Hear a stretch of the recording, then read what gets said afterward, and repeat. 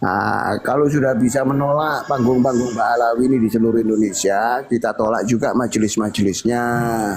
Harus dibubarkan majelis-majelisnya.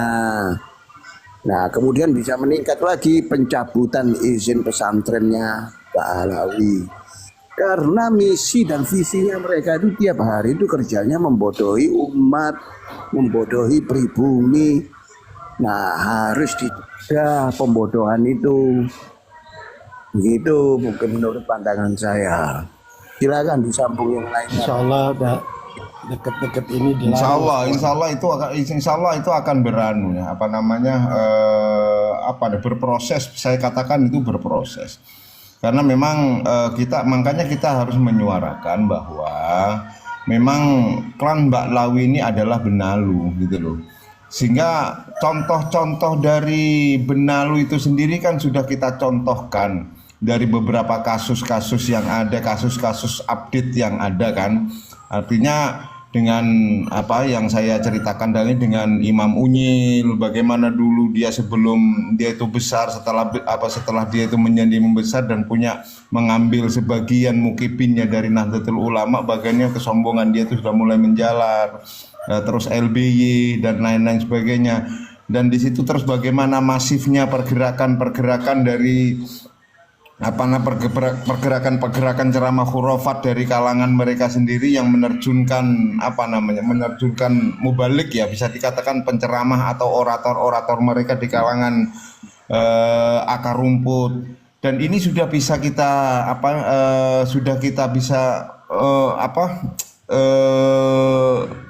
waspadai lah, bisa dikatakan seperti itu.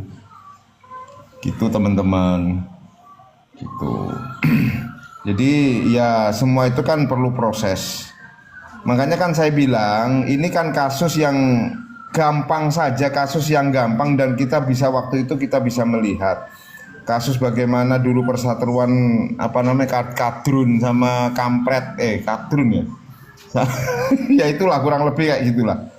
Bukan, kalau kadrun sama kampret itu kan proses politik. Ya, enggak. Iya, tapi di situ kalau sekarang ini korelasinya ada. Ini pembodohan, Bang. Pembodohan ini Korelasinya ada, Bang. Korelasinya ada, gitu loh. Ya tapi ini enggak beda. Bang. Itu dari manuver-manuver. Bang. Kalau ini kan masalahnya pembodohan. Gitu loh. Betul, tapi korelasinya itu ada.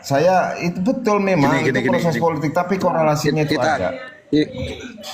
Kita tarik garis tengah ya teman-teman. Maksudnya itu kalau kita mau misalkan membubarkan kajian-kajian mereka kalian Mbak Alawi gitu kan, itu bukan sesuatu yang mudah, tentunya butuh proses. Karena kajian-kajian mereka itu ya kayak misalkan bikin sholawatan gitu ya, di tempat itu sudah dibungkus dengan politik ya. Biasanya itu didatangi oleh para pejabat, itu juga akan susah kalau enggak maksudnya dari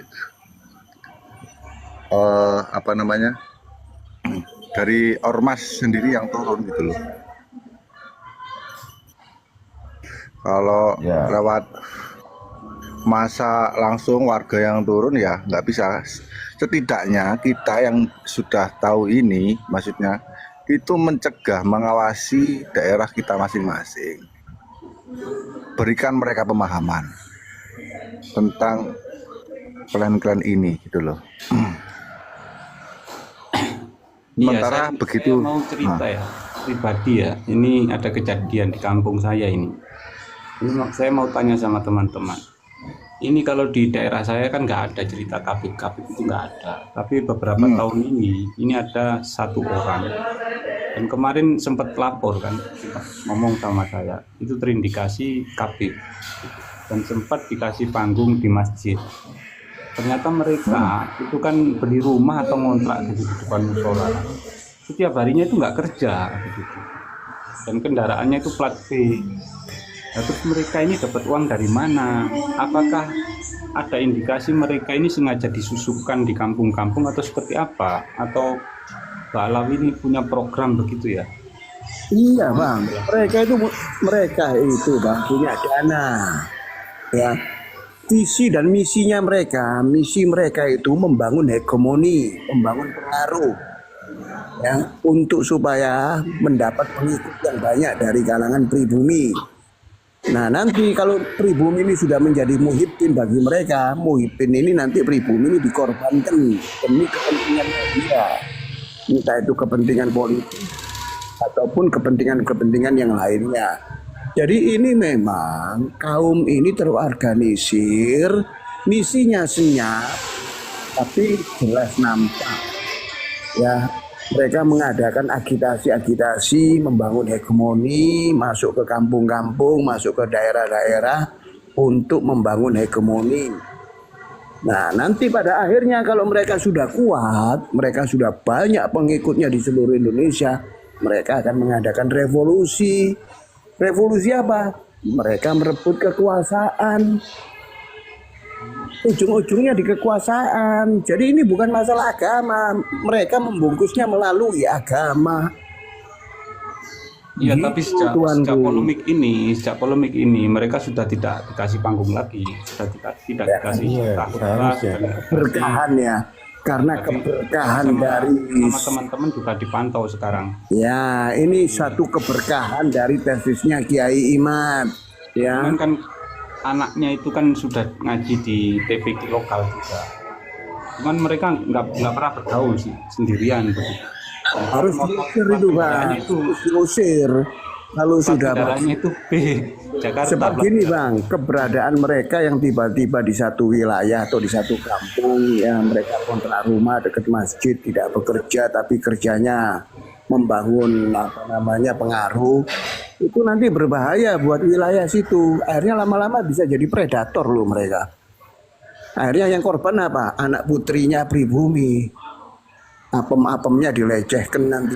Karena mereka ini kaum predator, sudah terbukti di mana-mana. Nah, jadi supaya menghindari hal-hal yang tidak diinginkan, sebaiknya warga itu harus mengusir. Waduh, kalau Itu, mengusir Bang. kayaknya, kalau nggak ada alasan jelas juga kurang ini. Soalnya dia kan beli rumahnya itu kecil di sebelahnya musola itu, Pak. Jadi nggak gini Bang, kalau saya Ya itu sangat membahayakan pengen itu predator itu. naik. Gini loh, kita nggak perlu mengusir mereka yang sudah ngontrak rumah di situ. Tugasnya sampeyan itu memberi pemahaman masyarakat setempat terkait Kalau di sini isu sudah. asap ini. Oh ya, syukurlah Sudah ya. ya.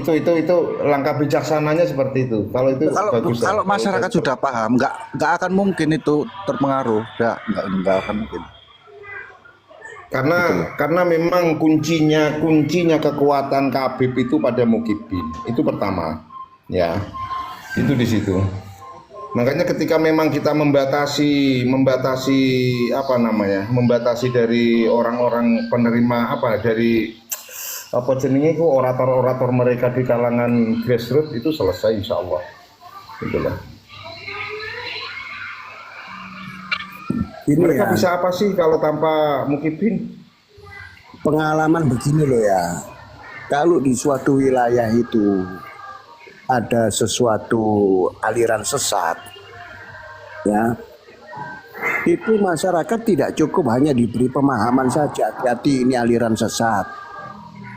Pendopo ini mengajarkan kesesatan, anggotanya sudah mulai bertambah dari 10 jadi 15, dari 15 jadi 20. Ya, jadi tokoh masyarakat ataupun masyarakat setempat tidak cukup hanya diberi pemahaman. Akhirnya yang terjadi apa? Yang terjadi kerusuhan, pendoponya dibakar, tempatnya dibakar, orangnya dikejar-kejar. Ya kan? Karena apa? Sudah dilaporkan ke aparat, Pak, ini aliran sesat, berbahaya bagi desa ini, bagi wilayah ini, mengajarkan kesesatan.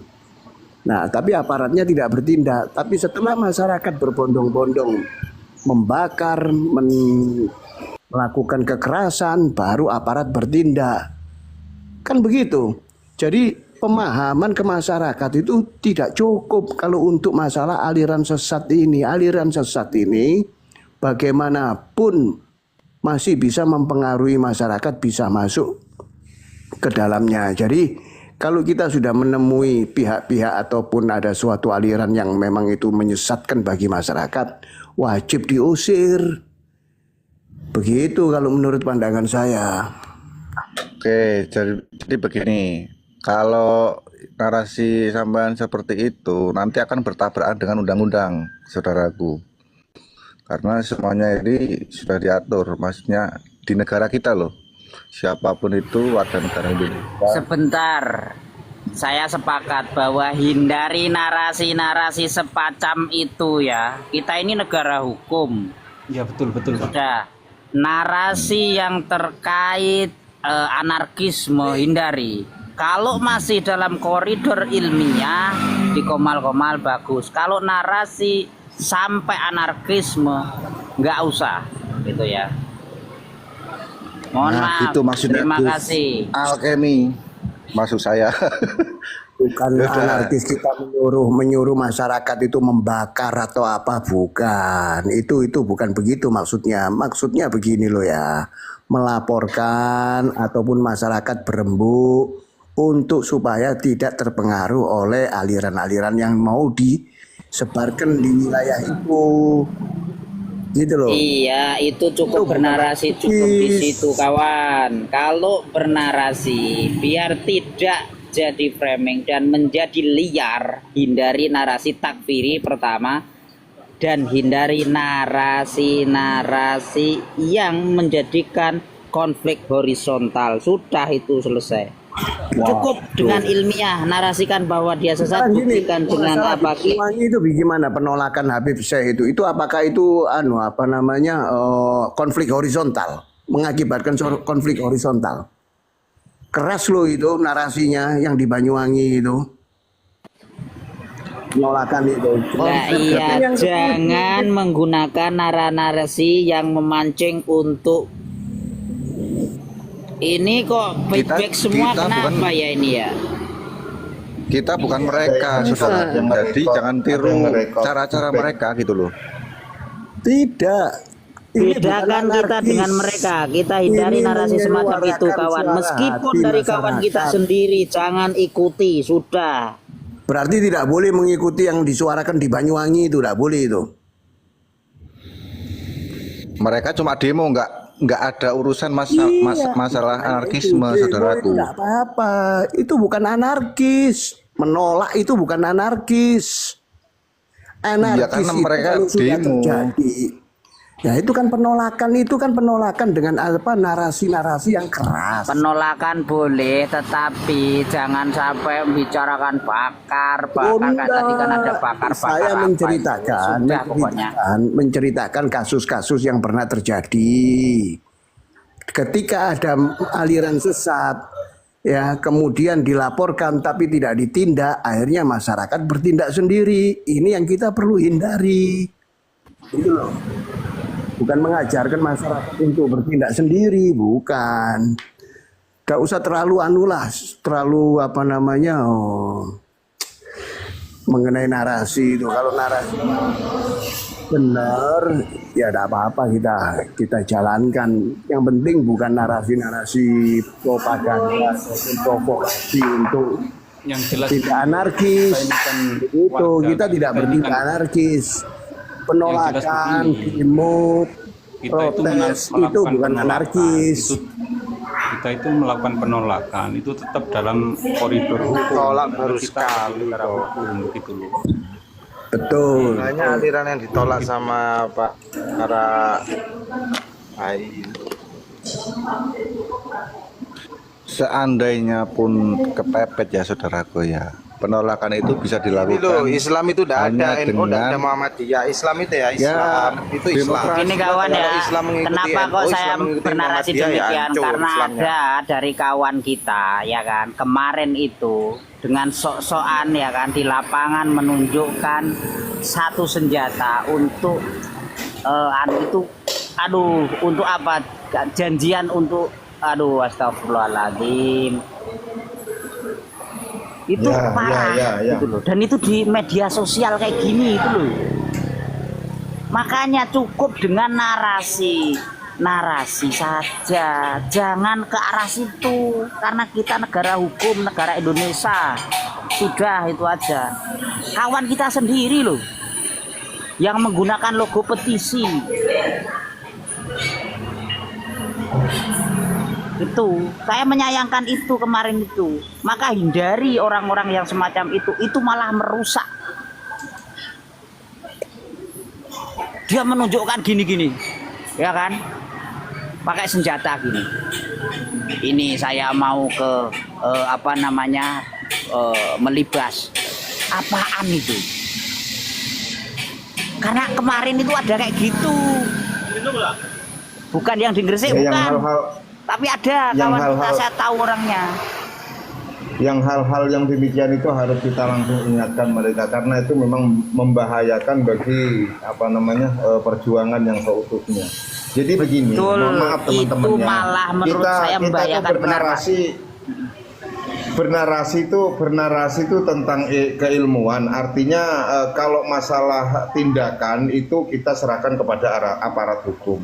Ketika memang aparat hukum tidak bertindak, baru kita bisa melakukan aksi gitu loh. Tapi aksi kita itu hanya sebatas aksi damai, sebatas ini. Jadi aksi lah untuk memprotes tindakan-tindakan yang seperti itu. Kita bisanya hanya Gitu. mendesak, tidak bisa melakukan eksekusi. Kalau eksekusi itu Tidak aparat. bisa melakukan eksekusi. Biarlah eksekusi itu dilakukan para mukibin, nah kurang lebih gitu. Karena kan memang bisa persekusi dan itu biasa digunakan mereka. Tapi kalau memang itu memang sudah dengan sangat keterpaksaan, bismillah li'a'lali kalimatillah gitu loh teman-teman. Gitu. Jadi kita itu mempunyai koridor hukum, jadi kita hormati hukum Indonesia, kita nggak usah kemana-mana, kita tekankan kepada aparat untuk bisa melaksanakan tugas hukum yang yang diamanahkan undang-undang, itu sudah selesai kok. Gitu. Jadi kita itu hanya bisa melakukan satu pencerahan terhadap umat. Misalkan saya salah satu contoh, kita kita bicarakan Imam Unyil. Imam Unyil ini loh, dulu dia itu sebelum dia itu mempunyai umat, dia itu dulu dagang minyak misalkan seperti itu. Informasi itu jelas. Terus dia berafiliasi ke NU. Setelah besar NU-nya dijelek-jelekin, termasuk ketum PBNU dijelek-jelekin. Dengan apa? Dengan kasus ini. Kita terangkan kepada masyarakat seperti itu, bahwa selamanya klan Ba'alawi itu adalah benalu gitu loh. Seperti contoh, LBY diberikan kepercayaan oleh NU untuk memimpin Jatman. Loh, Jatmannya mau diambil, coba. Seperti begini, kita mempercayakan Bang Algemi, tolong ini rumah saya diurus. Lah ini rumahnya mau diambil, mau diakuin. Sertifikasinya itu sudah didaftarkan dan lain sebagainya. Itu kan goblok gitu loh. Nah, itu hal-hal demikian itu kita menginformasikan kepada masyarakat. Kita ingat ada seorang masyarakat teredukasi. Cukup batasan itu kan, Bang? Batasan itu. Saya kalau bernarasi kita hanya tahu batasan dulu itu. Caki, mohon maaf ya, saya salah satu contoh. Ya, salah satu contoh ya. Dulu itu saya itu memblacklist atau menggaris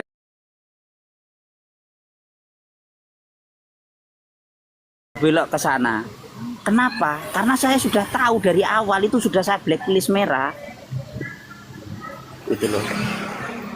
Kalau awal-awalan saya sudah sejak awal 3 tahun lalu saya itu, ya, nggak sombong-sombongan, enggak, saya itu, memantau terus gitu loh. Jadi paham narasi orang ini kemana arahnya, orang ini takfiri, orang ini mau malah menyesatkan dengan menarasikan berlebihan. Itu saya tahu. Jadi orang-orang yang berlebihan apapun itu keliru ya, nggak usah diikuti. Kayak gitu-gitu aja. Sudah cukup mengedukasi. Sudah. Sampean iki kenal aku tak. Mohon maaf. Tak dulang iwak pitik kok sampean niku. Tak dulang iwak pitik gelem. Aku. Mendino ngobrol kok. Nah, gitu teman-teman. Jadi apa namanya, kita itu punya prosedur, punya aparat negara. Jadi kita hormati selama NU itu. Jadi kalau mereka itu memang kelompok-kelompok mereka memang seperti itu. Kita masih ingat dulu bagaimana gedung PBNU digeruduk sama Boolawi itu kan, yang dihandle sama apa namanya Gus Nuril. Bagaimana Gus Nuril dulu dikafir-kafirkan. Itu ketika mereka sudah kuat, ketika sudah mereka itu merasa mengambil masa dari Nahdlatul Ulama. Makanya sampai saat ini, sampai kapanpun saya anggap bahwa klan Mbak Alawi termasuk Kabib-Kabib itu semua benalu. Buktinya mana? Si Rizik, ya kan, si Syekh, Habib Syekh itu, ya kan, si LBY. Nah, itu buktinya tadi bisa kita lihat dengan mata kepala sendiri dengan kasus-kasus dan tindakan mereka yang mereka lakukan kepada bangsa dan negara ini, kepada organisasi Nahdlatul Ulama. Itu yang paling penting. Gitu teman-teman, gitu. Terkait dengan tindakan, kita adalah seorang apa namanya yang berilmu, ada fasilitas-fasilitas yang bisa kita masuk, kita apa namanya kita konsensikan, kita laporkan ini dengan melalui jalur-jalurnya, kita tunggu tindakannya apa, seperti itu. Ya alhamdulillah dari teman-teman petisi, dari teman-teman apa namanya PWI sudah bergerak, ya semoga ini mendapatkan ridha Allah sehingga untuk secepatnya untuk pengajaran-pengajaran khurafat Ba'lawi ini segera hilang dari bumi Indonesia. Itu yang harus kita tekankan, gitu teman-teman. Gitu. Barusan ini Itu ada yang namanya Abdullah. narasi kebencian ya, bukan ya? Atau Ada yang Bukan, namanya- kita menyampaikan fakta, Pak. Kita menyampaikan fakta, Tuan Baron. Seperti begini. Kita harus begini, kebencian dengan fakta. Jadi begini, kita tidak membenci orang sebagai makhluk ciptaan Tuhan, tapi kita membenci atau memberi pemahaman kepada massa terkait dengan ajaran yang mereka tuliskan, mereka notkan dalam satu kitab untuk panduan, untuk pengajaran, untuk mempengaruhi pikiran orang lain. Begitu. Contohnya kayak gimana pengajaran yang mempengaruhi? Contohnya ketika memang si Bahar Smith ditegur sama RA terkait dengan dia klaim bahwa satu Habib bodoh, tolol itu lebih mulia daripada 70 kiai, dia ditegur sama Robito. Dia tidak mau. Ini Gini bukan loh, ajaran Robito, gini ya, tapi ini gini ajaran ya. kitab di Manhajus Sawi. Begitu. Jadi Ya. kitab mereka yang mengajarkan gitu loh. Itu diaplikasikan dalam satu ceramah terhadap untuk mempengaruhi pikiran umat, begitu loh. Supaya apa? Supaya Muhibbin ini kehilangan apa namanya Muhibbin ini apa pendiri-pendiri NU ini yang mereka ulama-ulama pribumi ini kehilangan marwah terhadap akar rumput gitu loh. Tujuannya kan ke sana. Untuk apa? Untuk kepentingan mereka. Begitu. Bagaimana itu si Faisal Assegaf itu? Bagaimana si Faisal Assegaf itu merendahkan marwah Hadratus Syekh Abdul Qadir Jailani, Syekh Kiai Haji Hasyim Asy'ari? Coba itu dilihat di videonya. Ini loh, kalian nggak Tujuannya mungkin bisa apa? ketemu, nggak mungkin bisa ketemu kalau selama agama kalian tetap memakai organisasi nomor satu seperti NU. Dia harus mengikuti NU, bukan Islam mengikuti NU, NU yang mengikuti Islam. Muhammadiyah juga. Begini Jadi, Bang, jangan salah, kita al-Islamu ya'lu wa la yu'la alaih. jadi Islam gini, itu tidak ada makanya duanya. setiap Organisasi saya NU ada itu embel-embel begini, saya terangkan dulu. Al-Islamu ya'lu wa la yu'la alaih. Islam itu harus tetap di atas semuanya. Islam itu di atas NU, Islam itu di atas Muhammadiyah, Islam itu di atas itu Islam. Ya. Tapi kenyataan di sini, lapangan tidak seperti itu. Tapi kenyataan di lapangan tidak seperti itu. Siapapun yang menyampaikan yang hak itu sesuai dengan hadis atau dengan Al-Quran, kita harus mengambilnya. Apa itu dari Bahar, atau itu dari Abdul Somad, atau itu dari siapapun. Mana Atau Khalid Alawi Basalamah. ada Pak Alawi selalu mengutarakan hadis-hadis palsu untuk membangun Betul. Ini hegemoninya. yang bisa menganggap hadis itu palsu atau mau apa hadis itu maudhu. Kita orang awam. Disinilah yang dinamakan, disinilah makanya yang dinamakan khilafiyah, khilaful ulama. Khilafah. Itu loh. Betul. Khilafiyah, bukan khilafah, khilafiyah. Lah iya, bukan NU khilafah, Muhammadiyah beda. itu enggak masalah, itu khilafiyah sudah selesai. Gak ada gitu masalah, loh. gak ada masalah itu, gitu loh. Iya, betul, setuju itu. Ayo Kalau saudara-saudara, sekte itu bukan teman-teman, monggo khilafiyah, sarapan itu semua beda di sini. lagi. Sarapan nama saya. Ya terima kasih. Saya tak semuanya. izin parkun Host, dulu ya. Tak izin turun dulu host ya. Gus Alkemi izin parkun sih ya. Ya, assalamualaikum. Gus Iya. Kemi. Ya, waalaikumsalam warahmatullahi wabarakatuh. Jadi begini teman-teman, Wabarakatuh. saya sekarang mau narasi sedikit aja ya. Jadi NU, Muhammadiyah, apa itu dan organisasi-organisasi lain itu ya cuma khilafiyah, lain dengan Pak Alawi ini. Kalau Pak Alawi ini memang sudah merongrong NKRI gitu loh, kawan-kawan.